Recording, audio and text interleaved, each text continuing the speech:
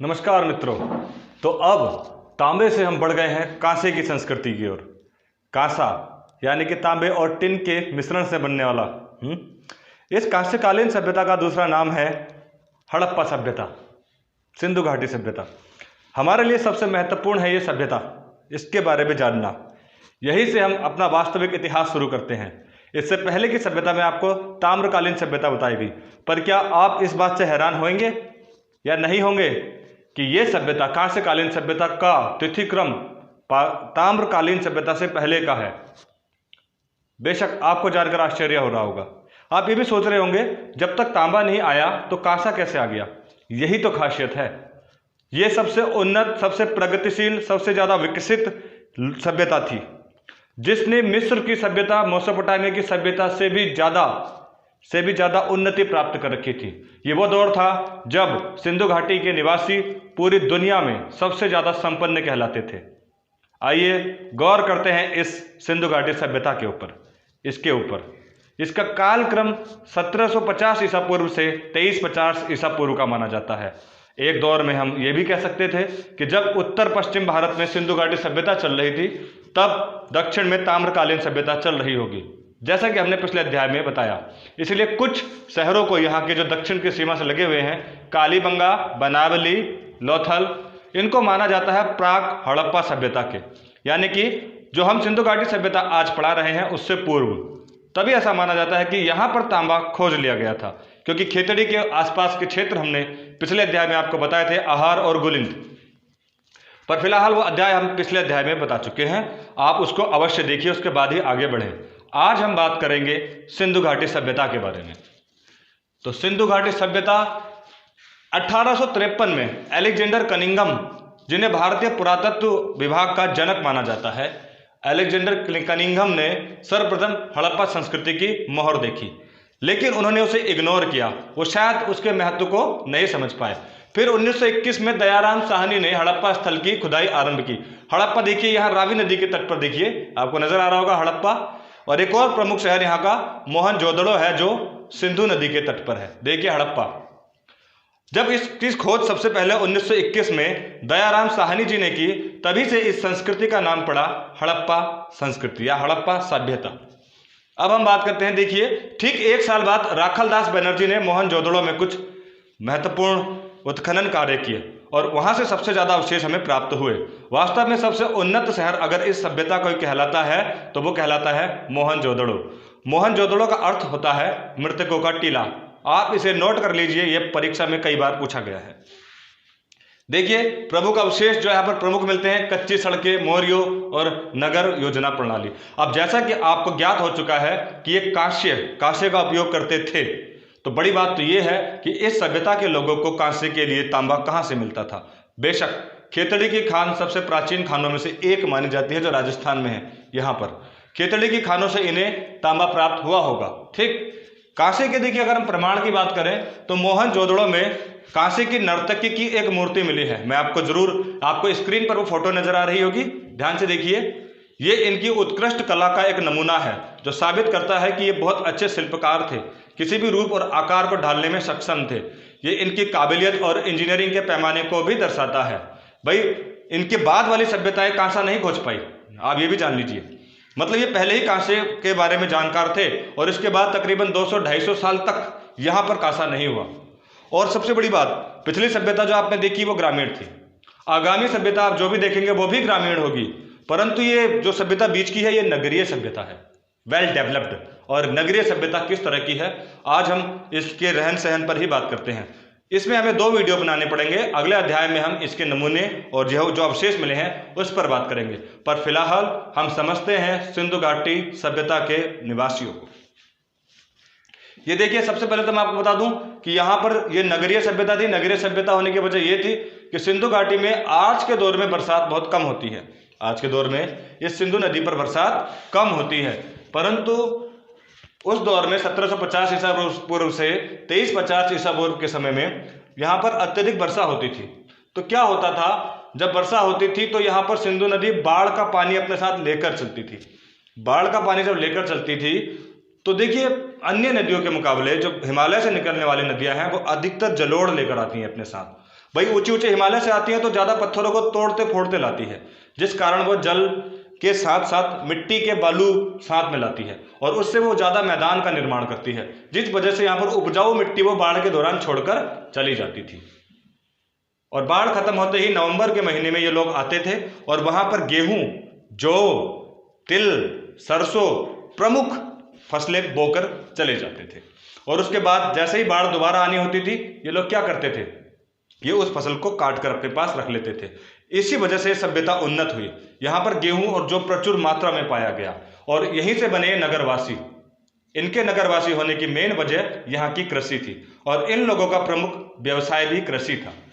कई जगह पर लिखा रहता है इनका प्रमुख व्यवसाय व्यापार था। बिल्कुल व्यापार था, लेकिन वो व्यापार भी कृषि का होता था। तो देखिए आप, ये इनके प्रमाण करता है यहाँ पर। अब इनके नगर होने का प्रमाण इनके यहाँ मिले दुर्ग हैं। बेशक मोहनजोदड़ो में बहुत बड़ा दुर्ग मिला। प्रमुख अगर मैं नगरों की बात करूं तो परीक्षा में पूछा जाता है सिंधु घाटी सभ्यता में प्रमुख नगर कितने थे, उत्तर होगा 7। आप देखिए उनमें प्रमुख था सबसे प्राचीन हड़प्पा जो हमें मिला, वैसे प्राचीन नहीं है, जिसको हमने सबसे पहले खोजा, हड़प्पा। देखिए हड़प्पा, मोहनजोदड़ो यहाँ का सबसे उन्नत शहर, चन्नूदड़ो। ये देखिए हड़प्पा और मोहनजोदड़ो के बीच में तकरीबन 480 किलोमीटर की दूरी है। मोहनजोदड़ो से 125 किलोमीटर दूर चन्नूदड़ो, ये प्रमुख नगर जहां पर दुर्ग मिले। अभी हम बात करेंगे नगर के अंदर की। फिलहाल आप ये जान लीजिए मानचित्र में ये सब पाकिस्तान के क्षेत्र हैं जो मैं आपको दिखा रहा हूं। प्रमुख नगर कौन कौन से थे, हड़प्पा, मोहनजोदड़ो, चन्नूदड़ो। अब इंडिया में देखिए आप, लोथल, कालीबंगा। कालीबंगा का अर्थ होता है काले रंग की चूड़ियां, काले रंग की चूड़ियां। ध्यान से देखिए आप, बनावली ये हरियाणा में पड़ता है, कालीबंगा राजस्थान में पड़ता है, बनावली और सुरकोटदा, सुरकोटदा ये प्रमुख 7 शहर जो हमें मिलते हैं। दो दुर्ग हमें सुतकांगेदोर जो सबसे पश्चिमी सिरा है सिंधु घाटी सभ्यता का, ये ट्रायंगुलर शेप है। देखिए ट्रायंगुलर शेप है, जिसमें सबसे पूरब में आलमगीरपुर है, उत्तर में है कश्मीर, दक्षिण में नर्मदा तट है और सबसे पश्चिम में है ये जो सुतकांगेदोर आप देख रहे हैं, मकरान का क्षेत्र, अफगानिस्तान के बलूचिस्तान से पश्चिम का क्षेत्र। ये प्रमुख 7 शहर हमें यहाँ पर मिलते हैं। इस पूरे एरिया का क्षेत्रफल है 12,99,000 के करीब, जो पाकिस्तान से भी ज्यादा होता है। देखिए अब यहाँ पर बात कर देते हैं, जिन हम शहरों की हम बात कर रहे हैं वहां की क्या खासियत थी, आखिर ये कैसे उन्नत थे और इनको इतना विकसित कहने के पीछे वजह क्या है। देखिए ये यहाँ की शहर की एक योजना थी। शहर पर सड़कें एकदम समानांतर थी, एक दूसरे को 90 डिग्री पर काटती थी। देख रहे हैं आप, सड़कें एक जाल के आकार में थी, ग्रिड के आकार में। ये सड़क है ऐसे, एक सड़क, 2 सड़क, कुछ इस तरह से सड़कें हुआ करती थी। देख लीजिए, आपको यहाँ पर सामने दिख रहा होगा, सड़कें कुछ इस तरह से हुआ करती थी जो एक दूसरे को समकोण पर काटती थी। इसके बाद वाली सभ्यताओं में भी आप देखेंगे ना तो टेढ़े मेढ़े रास्ते नजर आएंगे। ये साबित करता है कि ये किस तरह से नगर बनाकर रहते थे और कितने सुसज्जित ढंग से रहा करते थे। देखिए घर इस तरह से बने होते थे सड़कों के किनारे। बड़ी बात तो ये है कि यहाँ पर घरों के बाहर मोरियां लगी थी। मोरियां मतलब नालियां, नालियों को जाल से एक ढक रखा था ताकि गंदगी शहर में ना बस पाए। हर घर के आगे से वो नाली गुजरती थी, यानी कि ये जो आप सड़क देख रहे हैं, ये काली वाली रेखा नालियों को दर्शा रही है। मोरियां प्राप्त हुई, ये उपलब्धियां हैं इस यहाँ की। देखिए प्रत्येक घर के बाहर एक स्नानागार था। स्नानागार से आप समझ रहे हैं, और घर पक्की ईंटों के बने थे। प्रमाणित करता है इससे पहले भी पक्की ईंटों का निर्माण नहीं हुआ और इसके बाद भी लंबे दौर तक, वैदिक संस्कृति तक पक्की ईंटें नहीं निर्मित हुई। तात्पर्य, अरे मिस्र के सभ्यता में भी मिट्टी को सुखाकर बनाया जाता था और यहाँ पर पक्की ईंटें मिलने का सबूत देखिए आप। प्रमुख शहर मोहनजोदड़ो की हम बात कर रहे हैं। ये मोहनजोदड़ो का मानचित्र मैं आपको दिखा रहा हूँ। ये है सड़क, ये घर, प्रत्येक घर के बाहर स्नानागार, और आप देख रहे हैं नदी। नदी कुछ इस तरह से गुजरती थी। देखिए ये नदी है, आप इसको, क्योंकि हम मोहनजोदड़ो की बात कर रहे हैं तो आप सिंधु नदी समझिए इसे। ये सिंधु नदी है। यहां से एक तरफ जो उठा हुआ इलाका है नदी का, जो उठा हुआ इलाका है वहां पर शासक वर्ग रहता था, यानी कि राजा समझ लीजिए आप, शासक वर्ग रहता था। उसका किला सबसे बड़ा होता था। हम जिन दुर्ग की बात कर रहे हैं, जिन शहरों में दुर्ग पाए गए हैं, ये उन्हीं दुर्गों में से एक था। देखिए ये शासक वर्ग का दुर्ग था, जो अलग ही आपको पक्की ईंटों का नजर आता होगा। ये बड़ी बड़ी इमारतें, भव्य इमारतें, बहुत चौंकाती हैं। कि 1750 ईसा पूर्व से 2350 ईसा पूर्व में इतनी विशाल इमारत ये मिली है मोहनजोदड़ो में दुर्ग। देखिए, ऐसा माना गया कि नदी के ऊपरी उससे उठे हुए हिस्से में ये रहते थे, बल्कि नदी के दूसरे हिस्से में वर्गाकार आकार में सड़कों का एक जाल बिछा था जहां पर लोग रहते थे। उनके लिए मोरियां थी। प्रत्येक के बाहर एक स्नानागार तो कालीबंगा में मिला है। और मोहनजोदड़ो में जो बड़ा एक दुर्ग था राजा का, उसके पास एक बहुत विशाल स्नानागार मिला।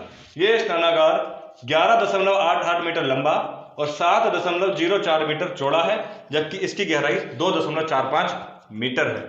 अब देखिए, स्नानागार यहीं पर मिला है, इसका मतलब यहां पर धार्मिक अनुष्ठान होते होंगे। एक आदमी तो नहाएगा नहीं इतने बड़े में। बिल्कुल शासक वर्ग है, इमारत भी बड़ी है, राजा रहा होगा। और वह जब धार्मिक अनुष्ठान होते होंगे तो गांव वालों के लिए यहाँ पर ऐसा होता होगा, यहाँ पर आते होंगे, स्नान करते होंगे, क्योंकि बगल में ही कपड़े बदलने के लिए एक कमरा और है जहां पर आप वस्त्र बदल सकते हैं यहाँ पर। और देखिए, सीढ़ियां लगी हुई हैं, बड़ी बात, नीचे सीढ़ियां बनाई गई हैं नीचे नहाने के लिए।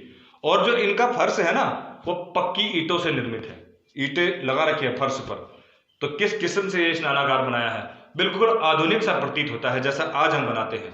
और इस स्नानागार के बगल में आप देखेंगे एक कुआं बना रखा है, एक कुआं जहां से ताजा पानी आता था, और इसके बाहर निकासी के लिए पाइप लगा रखे हैं।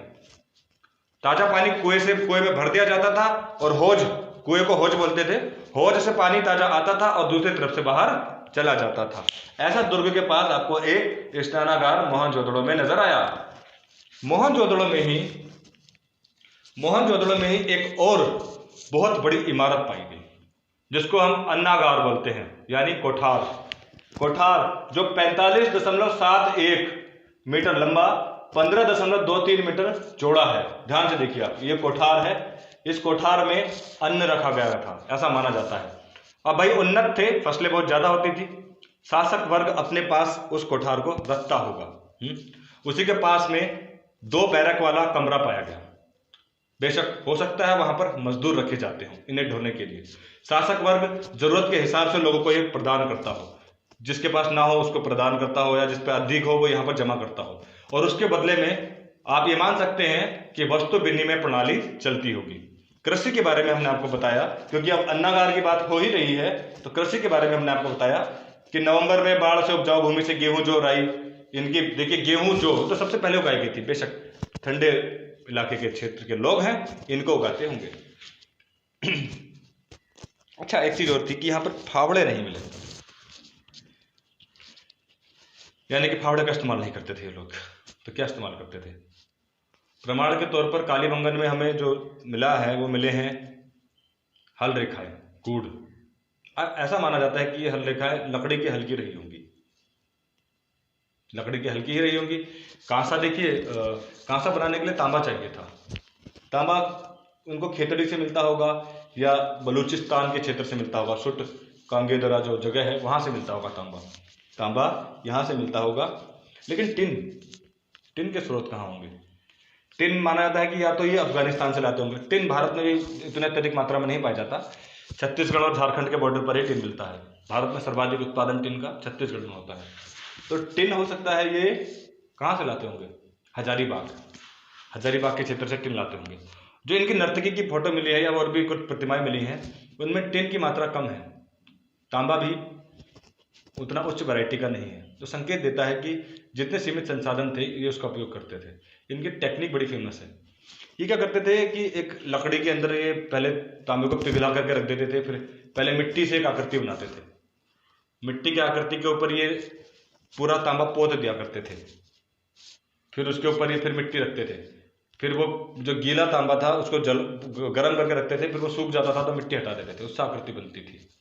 बहुत अच्छी टेक्निक से इस्तेमाल करते थे। शिल्पकार बहुत जबरदस्त थे। शिल्पकार तो इतने जबरदस्त थे कि ये जो कपास है, कपास क्योंकि लोथल के नज़दीक कपास होती थी, लोथल की संस्कृति थोड़ा अलग थी। वहाँ पर गेहूं जौ के अतिरिक्त चावल भी होता था। दक्षिण है, प्रायद्वीप पठार की तरफ का क्षेत्र है, गर्म क्षेत्र ज़्यादा था तो चावल भी होता था। और वो कपास की भूमि है, वहाँ पर कपास भी होती थी।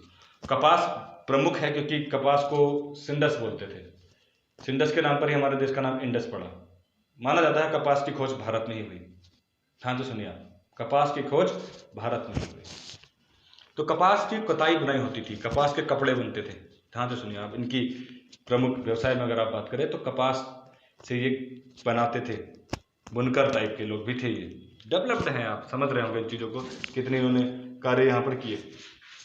अगर आप पशुपालन की बात करें तो ये बेशक पिछली सभ्यता जैसे ही हैं, गाय बैल भेड़ बकरी सब ये पालते थे, लेकिन कुबड़ वाले सांड का बड़ा महत्व था। कुबड़ वाला सांड परीक्षा में पूछा भी जाता है। सिंधु घाटी सभ्यता के लोग इनकी बड़ी वैल्यूज करते थे। और घोड़े के प्रमाण यहाँ पर एक लोथल में कहीं पर मिलते हैं, लेकिन विस्तृत स्तर पर हम घोड़े के प्रमाण यहाँ पर नहीं पाते हैं। मतलब ये अश्व केंद्रित सभ्यता नहीं थी, जबकि कुबड़ वाले बैल यहाँ पर प्रचुर मात्रा में नजर आते हैं, वो मोहरों में दिखते हैं वो। अगले अध्याय में हम इस सभ्यता के धार्मिक जीवन और रहन सहन और साथ ही जो मिले अवशेष हैं उनके ऊपर बात करेंगे। तो इस अध्याय को हमने 2 पार्ट्स में विभाजित किया है। ज़्यादा बताने पर आप नोट भी नहीं कर पाएंगे और समझ भी नहीं पाएंगे। अगले अध्याय में हम सिंधु घाटी सभ्यता के ऊपर और गहन अध्ययन करेंगे। धन्यवाद।